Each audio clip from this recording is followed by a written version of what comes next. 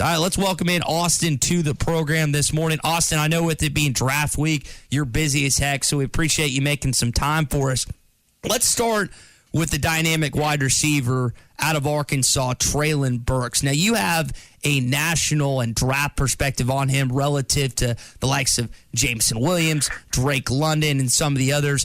Where does Burks stack up in terms of his pros and cons against the better wide receivers of this class?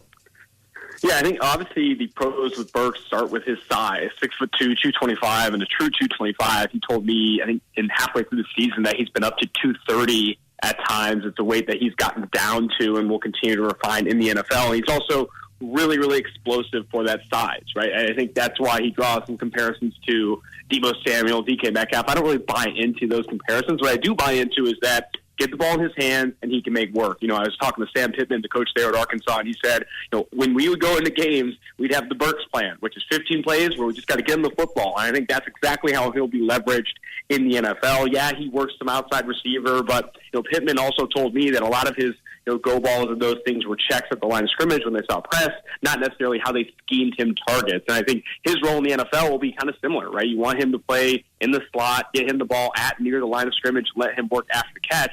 Not every offense has that role that they're going to prescribe to for Treylon Burks next year, but there will be teams that want that yak monster after the catch, and that's exactly what Burks is.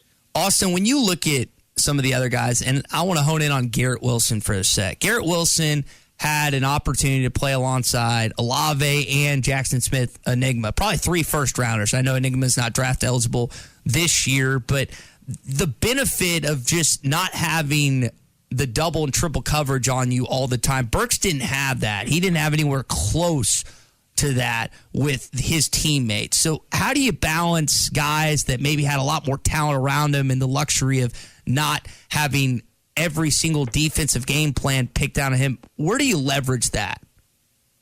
Yeah, I think it's definitely a good contextual piece that when you go back and watch the tape, you have to look at, how often is the best cornerback on Treylon Burks. And when he was in the slot, that wasn't often, right? When, he's positioned in the slot, oftentimes, college cornerbacks don't follow or trail receivers. For Garrett Wilson, what you have to kind of look at is just compare one-to-one, right? What in one-on-one coverages, how is he performing? Single coverage is something that we can filter through here at PFF. And Wilson, really dynamic player, created a lot of separation, also played a lot more outside receivers. So he saw a significantly higher percentage of press coverage in his career than Treylon Burks did. Treylon Burks only 49 routes when he faced press coverage on the outside. Garrett Wilson has 10 times that in his career. So you're looking at just more of a sample size, right, in these one-on-one situations.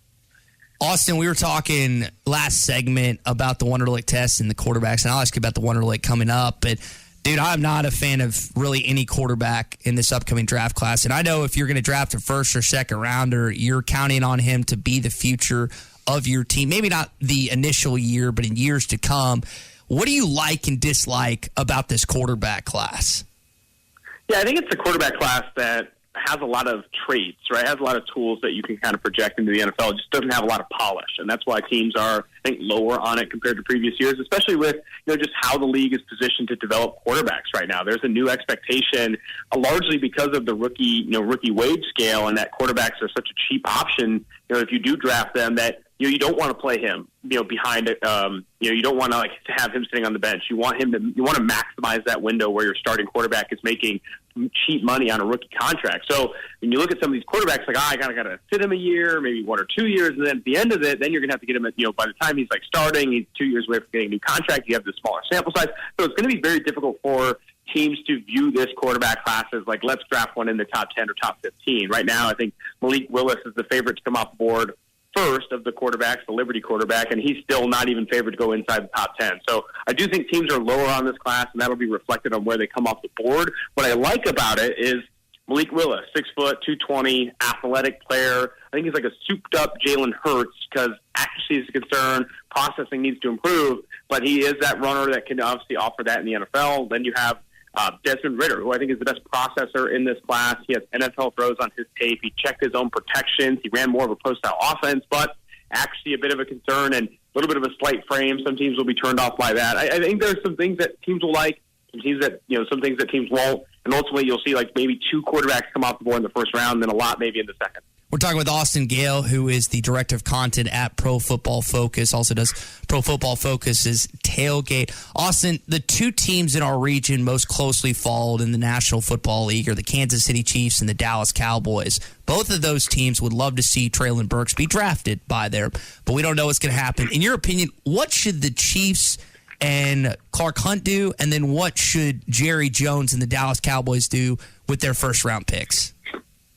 Yeah, I think the Dallas Cowboys, it's crazy that they're still favored to win the NFC East. I think that speaks how bad the NFC East is because they got a lot worse this offseason. They lost Amari Cooper. They lost La'el Collins. They lost Randy Gregory. They lost Connor Williams, and they haven't done a lot to replace those guys. In the draft, I think you have to take best player available and ideally one at a premium position. They are not in a good situation from a cap perspective. They're paying Ezekiel Elliott so much money. It's a big reason why you had to move on from La'el Collins, your starting right tackle. You had to trade Amari Cooper for a fifth-round pick to the Browns. They need to go get tackle or edge in this class. And could they go receiver? Sure, but they need some cheap rookie contracts at premium positions. The two highest-paid non-quarterback positions in the NFL are edge and offensive tackle. I see them looking at one of those two at 24. And as for the Kansas City Chiefs, they're in a situation where they need a receiver. I think they could move up potentially to go get one, but honestly, playing the field, staying at 29 and 30, grabbing one receiver, say it's George Pickens of Georgia, and then a cornerback, Andrew Booth or Kyrie Elam, probably fit where they're picking.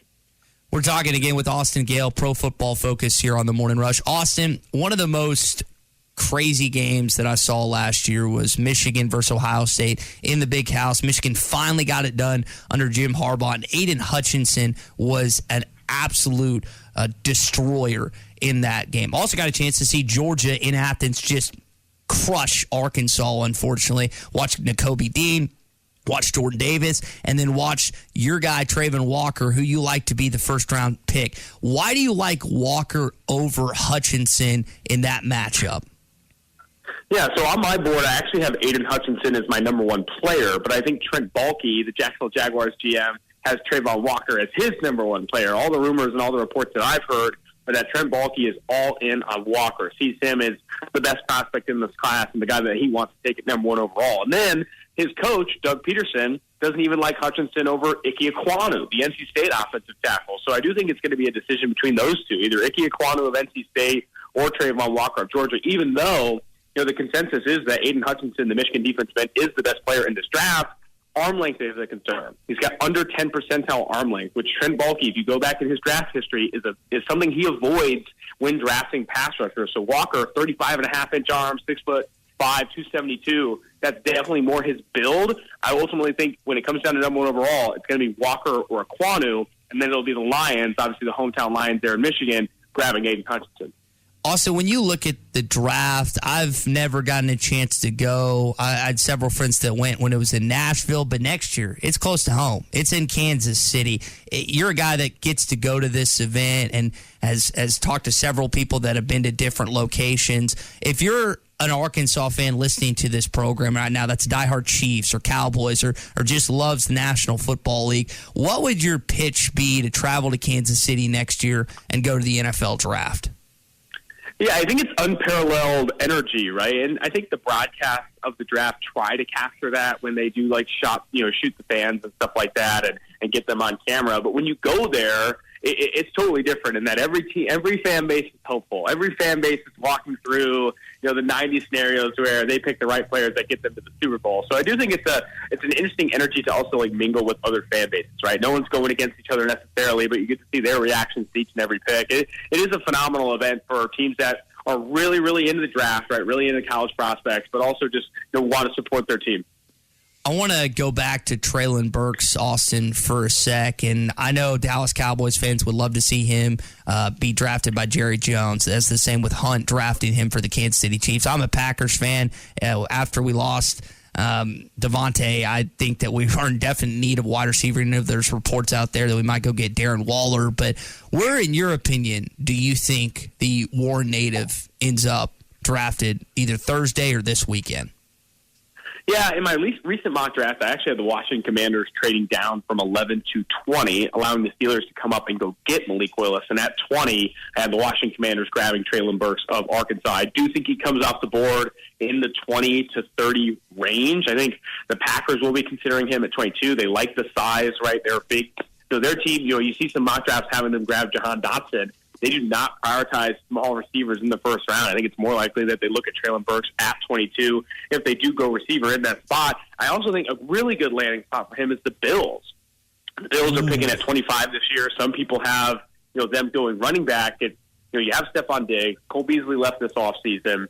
I don't know why you don't want to complement that Josh Allen, Stephon Diggs combination with another guy that I think does a lot of what Stephon Diggs isn't asked to do in that offense, win underneath, play things after the catch. So I think Burks to the Bills is another fit I really like. I have no pushback on that whatsoever. Bills Mafia, Arkansas had a tight end back in the day, Chris Gregg, who played for there just for a couple years, and Chris told us it was like a college fan base. It's unbelievable. Arkansas actually just played in the NCAA tournament in Buffalo, and the fans that just went loved it. So I think some Arkansas fans, while they'd love him to end up in Dallas, Kansas City, I think that would be a place that would be a lot of fun. Now, I just brought up the NCAA tournament. Last thing, Austin, because I know you're busy, so we'll get you out of here with this. Got a chance to go to Indianapolis 2 years ago and had the St. Elmo's cocktail sauce, which I know you're very aware of. And I was very ignorant. I eat spicy food all the time and stuff. Man, I picked up the biggest shrimp and the biggest scoop of cocktail sauce, and I swear a shotgun went through my nose. For those who have not had it, just kind of describe in a few words what it's like to have that cocktail sauce for the first time. I think you hit the nail on the head. It is like a shotgun through the nose. It's one that I think they warn you about when they hand you it, but at the same time, you're never really prepared. It's just the horseradish to cocktail sauce ratio is insane. It is definitely a treat that I look forward to every year. I hope the Combine is in Indianapolis for the next 50 years. Well, it's a place that I'd love to go back to. Indianapolis is a very underrated city. I had never been prior to the NCAA tournament. It was awesome. Had a great time. And Arkansas getting all the way to the Elite Eight definitely added to the fun adventure those 2 weekends. Austin Gayle, Pro Football Focus, Director of Content. Again, he's really busy this week, so we appreciate him making some time for us this morning. Austin, enjoy the draft this weekend, man, and hopefully we'll get a chance to do this again next year. Absolutely. Thank you. All right, great stuff from Austin Gayle this morning, who, again, is at Pro Football. BetOnline is your number one source for all your betting needs, sports info, and odds. Find all the latest sports developments, including this week's odds for the Masters Championship and the start of Major League Baseball season. BetOnline is your continued source for all your sporting wagering needs, including live betting and your favorite Vegas casino and poker games. It's super easy to get started, so join today. Learn why everyone is saying BetOnline is the fastest and easiest way to wager on popular sports and games. BetOnline, where the game starts.